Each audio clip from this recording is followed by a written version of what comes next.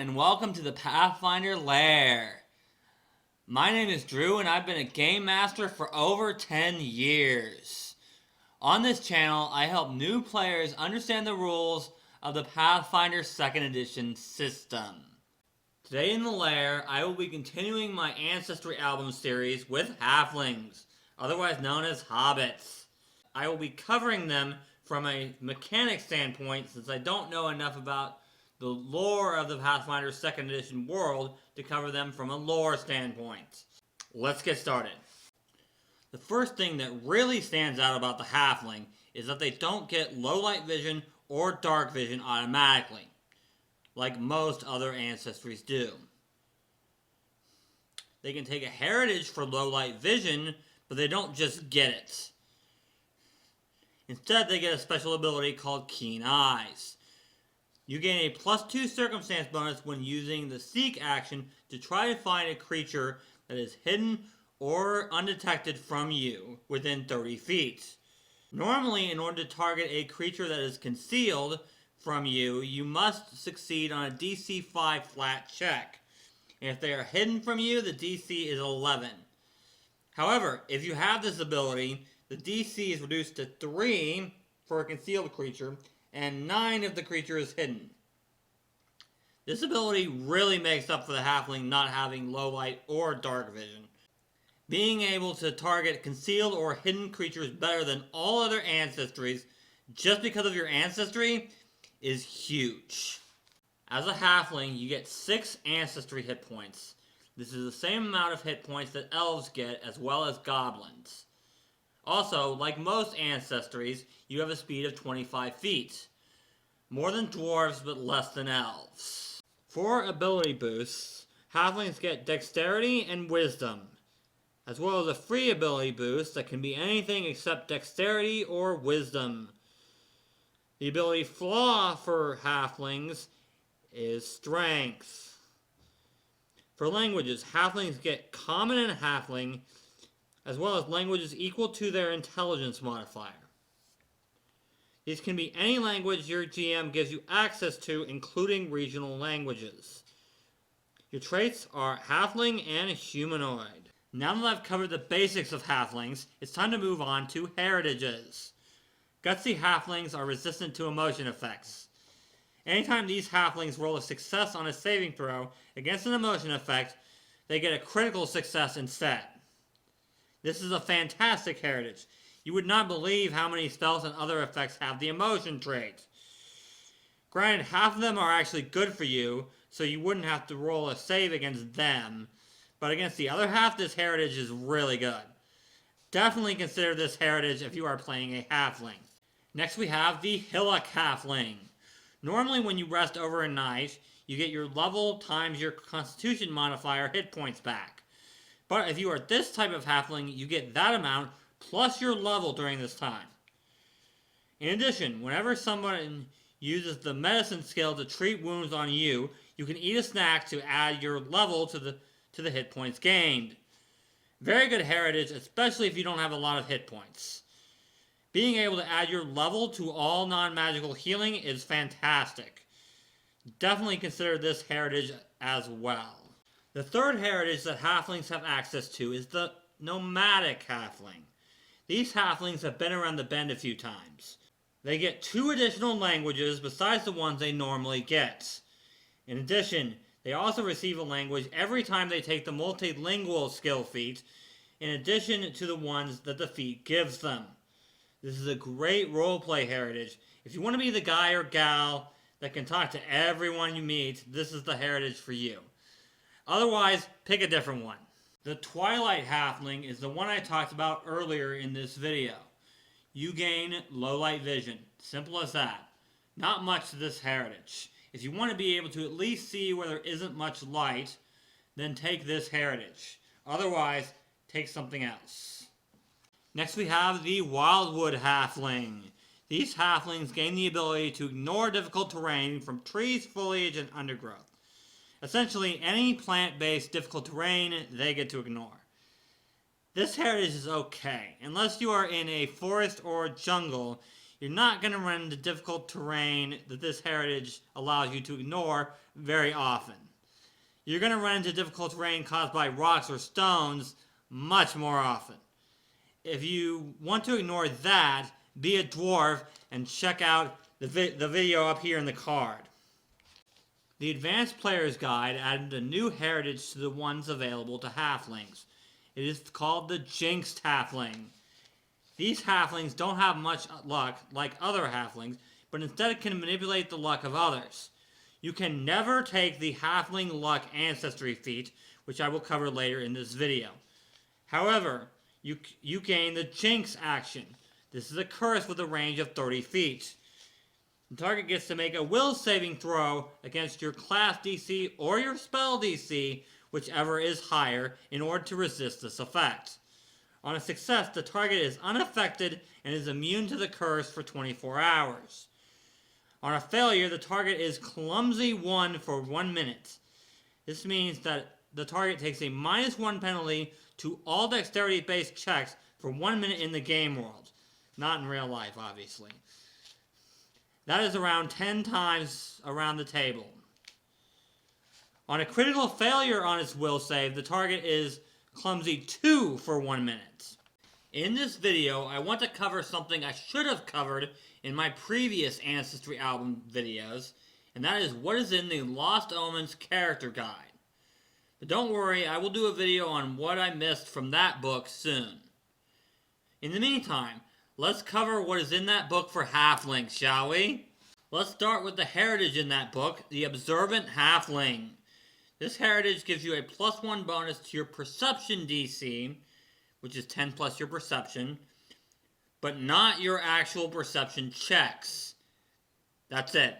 This heritage is okay. It would be better if it gave the bonus to Perception checks as well. I'm not sure as to why it doesn't give you the bonus to Perception checks too. It seems to me like that would make sense, but it is what it is. I will cover the feats in the Lost Omens character guide later in this video. Now let's talk about first level Ancestry feats, starting with Distracting Shadows.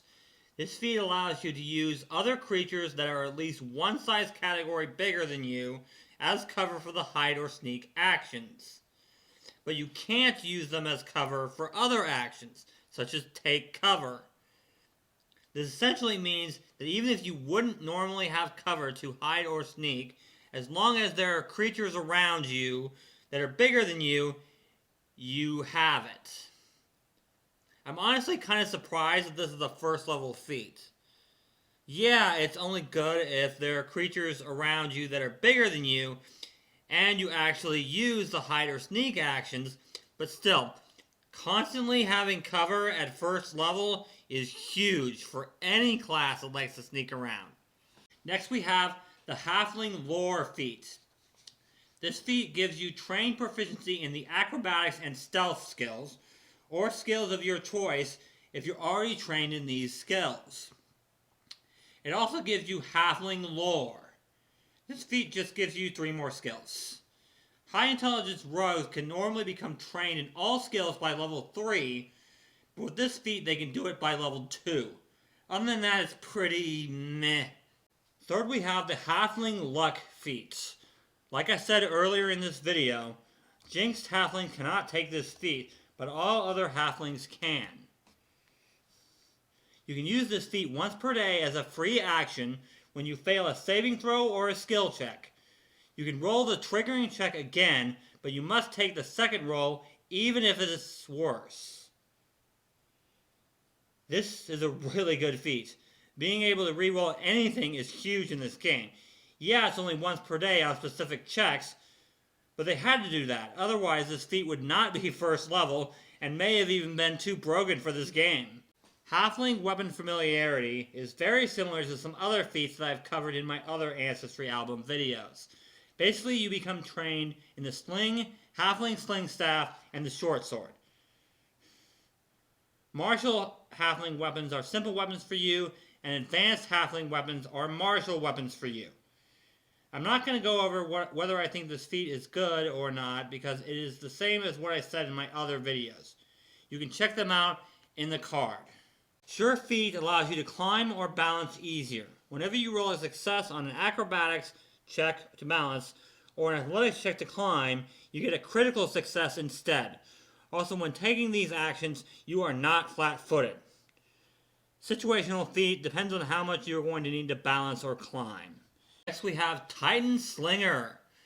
Whenever you hit a large or larger creature with a sling, increase the size of the damage dice by one step. So a D4 becomes a D6, a D6 becomes a D8, and so on and so forth. Not that great early game because you won't run into a lot of those size creatures, but at high levels, you will run into creatures that this feat applies to all the time. If you use a sling, take this feat.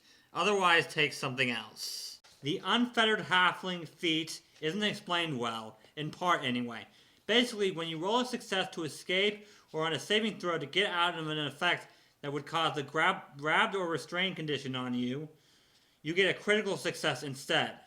Also, if the foe tries to grapple you and they fail, they get a critical failure instead. Now, this is where it isn't explained well. If a creature uses the grab ability on you, it must succeed on an athletics check to grab you instead of automatically grabbing you. But what is the DC it has to beat on this athletics check? Is it your fortitude DC? That's what I think it is, but it doesn't tell you. For all I know, it could be athletics or acrobatics DC. It just doesn't say. Next we have the Watchful Halfling feat. When trying to determine whether a creature is under an enchantment spell or is possessed, you received a +2 bonus on that check. Also, and this is one you're going to have to remind your GM on, even if you are not actively using the sense motive basic action to determine this, the GM will roll a secret check for you to notice whether a creature is under these effects. It effectively takes a -4 penalty because you don't get the bonus and you take a -2 penalty. This is because it's an automatic thing. The GM does it without you having to do anything. In addition to using it for skill checks, you can also use the aid action with this feat in order to grant the bonus from this feat to the saving throw of a creature under one of these effects in order to help them overcome it. Not the best feat early game, but it can be really good late game when you have more of a chance to run into this type of thing. Now, moving on to the Advanced Player's Guide. First we have the Folksy Patter feats. This feat allows you to disguise codes as idioms. You can convey a simple message using a 3-word phrase, such as danger, assassin, flee. Your intended listener can make a perception check to discern your meaning. The DC is 20 if your listener is an ally, 15 if they are a halfling ally, and 10 if they are a halfling ally with this feat. Any eavesdroppers can make a perception check against your deception DC to try and figure out what you mean. This works just like making a perception check to sense motive. It is very good to have a code that only the party and their friends know. Next is the first level Ancestry feat, Prairie Rider. This feat makes you trained in the nature skill, or another skill if you're already trained in nature. You also receive a +1 bonus to command an animal if the target is a typical halfling mount, such as a pony or a riding dog.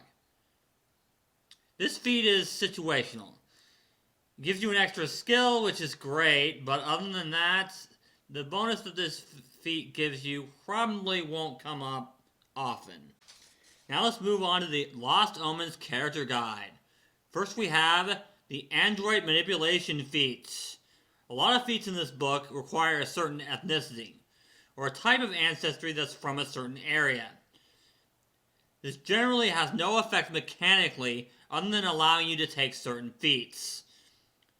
It's really more of a roleplay thing. This feat requires the Marini ethnicity. I hope I didn't butcher that name. Anyway, these halflings are from the colder regions of the Ayabaria region. You gain trained proficiency in thievery, or another skill if you're already trained in thievery. Whenever you get a success on a thievery check to pick a lock, you get a critical success instead. This feat is good. It gives you an extra skill and allows you to auto-crit succeed on a success on thievery. Next is the innocuous feat. You gain trained proficiency in the deception skill, or another skill if you're already trained in deception. If you fail a deception check to create a diversion, other creatures don't realize you try to trick them unless you get a critical failure on your roll. It's always good to get another skill, and the create a diversion thing is just a bonus if you want to do that type of thing. Intuitive cooperation makes it easier to work with your party on certain checks. You gain a +2 circumstance bonus on checks to aid, and your allies gain this bonus on checks to aid you. Of course, this only applies to checks in which you would normally be able to aid another party member on. This feat is good if your group has a lot of the same skills that you would be able to help each other out on. Otherwise, you might want to take something else. Lastly, for first level Ancestry feats, for the Halfling, we have the Unassuming Dedication feat. This feat gives you a +1 bonus on checks made to perform any downtime activity. This feat is really good. People use downtime activities all the time, whether it's creating a magic item, or earning income, or a multitude of other activities. It's only a +1, but that can be big at first level. Definitely consider this feat at first level. Now we can move on to 5th level Ancestry feats, starting with Cultural Adaptability. You gain the Adopted Ancestry feat, which allows you to take feats from another ancestry as long as they don't require any physical traits you lack. And you also receive a first level Ancestry feat from the ancestry you chose that you would normally be able to take with the Adopted Ancestry feat. This feat is really good. Choosing any ancestry and not only getting a feat from that ancestry, but also being able to take feats from 2 different ancestries is amazing. Next, for 5th level Ancestry feats, for the Halfling, we have Halfling Weapon Trickster. This is another type of feat that you will run into a lot in the ancestries. Essentially, you get the critical specialization effect of all weapons covered in Halfling Weapon Familiarity. This feat does require the Halfling Weapon Familiarity feat to take. Again, I'm not going to go into too much detail on this feat because I do so in my other Ancestry album videos. Another 5th level feat is the Step Lively Ancestry feat. This feat gives you a special reaction with the trigger a large or larger creature ends a move action right next to you. When you use this reaction, you can step to a different square that is still right next to that creature. This is an excellent way to get out of a flanking situation, and it opens up 2 other feats at higher levels. Easily Dismissed allows you to use crowds in urban areas to hide or sneak, even if you are being observed. On a success, you aren't hidden or undetected, but people don't take particular notice of you, even though they can see you. You can't use this feat if someone saw you take any action that would normally be obtrusive or notable. Also, if you take any action other than to hide or sneak while using this feat, observers notice you immediately. This feat is fantastic if you want to blend into a crowd and want people not to notice you going somewhere.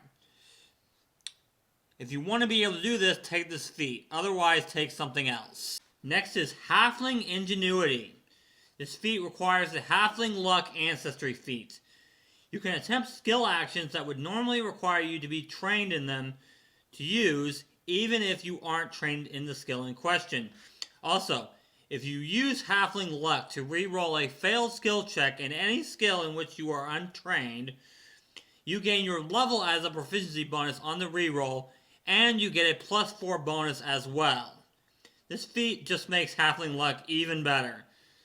Not only do you get to use skill actions you wouldn't normally be able to use, but you also essentially get to be an expert in any skill that you're untrained in once per day. That's fantastic. Lastly, for 5th level Ancestry feats, we have the Shared Luck feat. This feat also requires Halfling Luck to take. This feat essentially allows your allies to use your Halfling Luck if they are within 30 feet of you. This otherwise works like Halfling Luck. However, if you have Guiding Luck, which I will cover next, you can't use that feat on your allies. Halfling Luck just keeps getting better and better as I go through these feats. Now your allies can use Halfling Luck as long as they are somewhat close to you. Just amazing. Once you reach 9th level, you can take the Guiding Luck Ancestry feat. This feat requires the Halfling Luck Ancestry feat, which means that if you are a Jinxed Halfling, you cannot take this feat either. You can use Halfling Luck twice per day. Once in response to its normal trigger, and once when you fail a perception check or attack roll. This feat is really good. It's just a better version of Halfling Luck, and Halfling Luck was already really good. As I said before, being able to reroll anything in this game is fantastic. Another 9th level Halfling Ancestry feat is called Irrepressible. When you get a success on a saving throw against an emotion effect, you get a critical success instead. If you happen to have the Gutsy Halfling heritage, then if you get a critical failure on one of these saving throws, you get a failure instead. Very good feat. As I said before, tons of emotion effects out there. You will use this a lot. Definitely consider this feat at 9th level. Dance Underfoot requires the Step Lively Ancestry feat to take. Whenever you make a successful acrobatics check to tumble through an enemy space, you can end that action in the enemy space as long as that creature is large-sized or larger. The enemy must have limbs or otherwise leave enough room for you to maneuver in order for you to use this feat. For example, you could use this feat on a giant or dragon, but not Noose. Since you share the space of the creature, I would rule that the creature is flat-footed against you. This is great for any melee halfling, but it's even better if you're a halfling rogue. It pretty much means you always have a chance for the enemy to be flat-footed, even if you don't have another feat or ability that makes the enemy flat-footed, and even if you don't have the opportunity to flank the opponent. Great feat. Definitely consider taking this if you get to 9th level. Another 9th level Halfling Ancestry feat is Unhampered Passage. You can cast Freedom of Movement on yourself as an innate primal spell once per day. For those of you that don't know, Freedom of Movement is a spell that allows you to ignore circumstance penalties of speed. It also allows you to automatically succeed on escape checks when you are mobilized, grabbed, or restrained, unless the effect is magical and higher than level 4. There are a lot of effects that do this, and most of them are non-magical, so this is a very good feat. Consider this one too if you get to 9th level. Next for 9th level, we have the Cunning Climber feat. This feat gives you a climb speed of 10 feet. It also allows you to take Legendary Climber skill feats, even if you don't have Quick Climb, as long as you meet its other prerequisites. This feat is situational at best. How good this feat is depends on how often you will need to climb. Fade Away requires the easily dismissed Ancestry feat, which I covered earlier in this video. You gain the Invisibility and Misdirection as 2nd level innate occult spells that you can cast once per day. You can only target yourself with Invisibility, and you must be the primary target of Misdirection. Halfling rogues just keep getting more and more great Ancestry feats, don't they? All the more reason to play a Halfling rogue. Lastly, for 9th level Halfling Ancestry feats, let's talk about Helpful Halfling.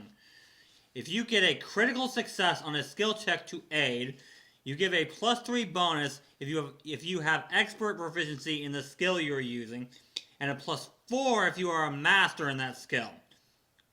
Also, if you roll a critical failure to aid an ally, you don't give them a -1 penalty to their skill check, as would normally be the case.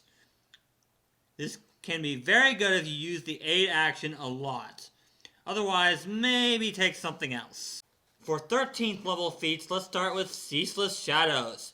In order to take this feat, you must have the Distracting Shadows Halfling Ancestry feat. You no longer need to have cover or to be concealed in order to hide or sneak. In addition, if you would have lesser cover from any creature, and not just allies, you instead have regular cover and can take the take cover action. Also, if you have regular cover from a creature, you instead have greater cover. Being able to take cover behind any creature as long as you have lesser cover is fantastic.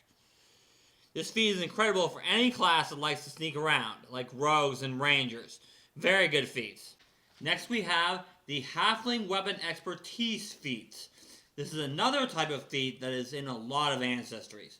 The prerequisite will always be your Ancestry's weapon familiarity.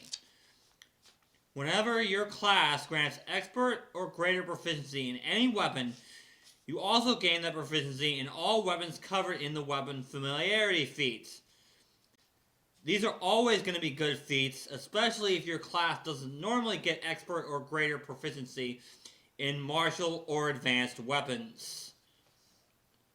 Another 13th level feat is the Toppling Dance feat.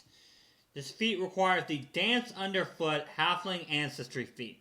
Whenever you use Dance Underfoot, your weapons and unarmed attacks gain the Trip trait, which allows you to trip the opponent using the athletic skill, even if you don't have a free hand. Also, you can be in the same space as a large or larger prone creature, even if it isn't your ally. Great feat, just a better version of Dance Underfoot, especially since you can trip an opponent with any weapon or unarmed attack. And if they are prone, they essentially lose an action on their next turn because they have to spend it standing back up. Cobble Dancer allows you to take a step into difficult terrain whenever you are in an outdoor and urban environment. Also, any enemies that happen to be in difficult terrain in that area are flat-footed to you. Great feat if you are in the environment that this feat applies to. Another reason to be a halfling rogue, too. However, if you're not running into that type of terrain often, you should probably take something else. Lastly, for 13th level feats, we have the Incredible Luck feat. This feat requires Halfling Luck to take as well. You can use Halfling Luck once per hour instead of once per day. If you have Guiding Luck or Shared Luck, you can only use those feats once per day, although you can use them in the same hour as you've used Halfling Luck. There is a typo in the Lost Omens Character's Guide on this feat. The feat in the book says you can use it with Helpful Halfling, but that doesn't make any sense. It should say that you can use it with Shared Luck. Now let's talk about the 1/17th level Halfling Ancestry feat, Shadow Self. You must have legendary proficiency in Stealth to take this feat. You can use this feat once per hour when you successfully use Stealth to hide and become hidden from all your current foes, or if you use Stealth to sneak and become undetected by all of your current foes. You become invisible for 1 minute or until you take hostile action, whichever comes first. In addition, you get to choose a location within 10 feet of your actual location when you become invisible. Anyone attempting to find you believes they have found you in that location instead of your actual location. If the opponent finds clear evidence that you are not there, they believe that you are not there, but they do not find your actual location. This feat is amazing. I am not surprised at all that this is a 17th level feat. It basically gives rogues a free sneak attack and all other classes an opportunity to run away. If you make it all the way to 17th level, definitely consider this feat. As you can tell, halflings have tons of feats that rogues can take huge advantage of. However, you will need to take care in deciding which feats to take at which levels. This is made a bit easier by the fact that all the feats in this video that give bonuses to skills are circumstance bonuses, and those do not stack. Meaning you don't get all the circumstance bonuses that would apply to the same skill. Instead, you just get whichever one is highest. And that's going to wrap up this video. If this video helped you, don't forget to subscribe to the channel if you haven't already. If you want to learn more about other ancestries, check out these videos up in the card. If you have any questions about this or other videos on my channel, let me know in the comments section below or on the Pathfinder Lairs Facebook group. Next week, I will be continuing this series with the human ancestry. And until next time, let's play some Pathfinder. 1, 2, 3.